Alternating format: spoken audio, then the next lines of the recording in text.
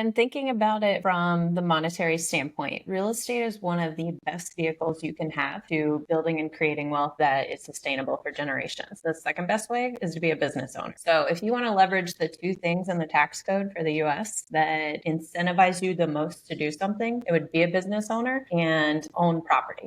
So those hands down, people might call them loopholes, but the whole point of the tax code is that the government's incentivizing people to do something, to create jobs, to create spaces for people to live, work, and play. So those are massive benefits that make all the blood, sweat, and tears and the highs and the lows of being an entrepreneur and being a developer worth it. While I love the creative side of being a developer, I don't know that I necessarily love real estate. What I love about real estate is that it gives me the freedom and the flexibility to live life on my own terms, which is literally why we created the Freedom Hacker movement, because we're breaking away from society's norms and we're empowering others to live life on their own terms, to create freedom of time, money, purpose, and relationships, which is ultimately what we all want. We want that freedom to make the choice to choose how we spend our day. And I've just found real estate to be the absolute best bang for your buck that you can get for your time.